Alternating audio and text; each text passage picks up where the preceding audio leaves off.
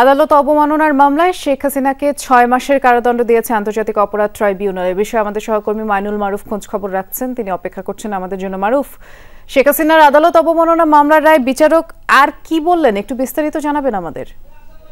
আজ কিন্তু এই মামলাটি শুনানির জন্য ছিল এবং আমরা দেখেছি যে গত কয়েকদিন আগে সর্বশেষ যেদিন এই মামলা শুনানি হয়েছিল তখন কিন্তু আদালত শেখ হাসিনার পক্ষে আইনজীবী নিয়োগ দিয়েছিলেন, পাশাপাশি একজন আদালতের সহায়তাকারী হিসেবে অ্যামিকাস কিউরিও নিয়োগ দেওয়া হয়েছিল এবং আজ কিন্তু উভয় পক্ষের অনুপস্থিতিতে পুনরায় শুনানি হয় এবং শুনানিতে শেখ হাসিনার বিরুদ্ধে যে সকল অভিযোগ রয়েছে সে সকল অভিযোগ তুলে ধরা হয়। পাশাপাশি যেই ফোন রেকর্ডটি বা যেই রেকর্ডটি ভাইরাল হয়েছিল সামাজিক যোগাযোগ মাধ্যমে, সেই রেকর্ডটিও কিন্তু কোর্টে চালানো হয় এবং সব কিছু অবজার্ভ করে সব কিছু শুনে দেখে এবং কোর্টের যে রেকর্ডটি দেখানো হয়েছিল বা শোনা হয়েছিল সেই রেকর্ডের সত্যতা যাচাই করা হয়েছিল এবং তদন্ত কর্মকর্তা এসেছিলেন, এসে সব তাদের সাক্ষ্য প্রমাণ এবং সব কিছু শেষেই কিন্তু এই রায় ঘোষণা করা হলো এবং আন্তর্জাতিক অপরাধ ট্রাইব্যুনালে শেখ হাসিনার বিরুদ্ধে এটি কিন্তু প্রথম রায়। তাকে আজ ৬ মাসের কারাদণ্ড দেওয়া হয়েছে। পাশাপাশি যে শাকিল আকন বুলবুল যে শেখ হাসিনার সাথে কথা বলা অবস্থায় ছিলেন সেই রেকর্ডে তার কিন্তু ২ মাসের সাজা দেওয়া হয়েছে, কারাদণ্ড দেওয়া হয়েছে।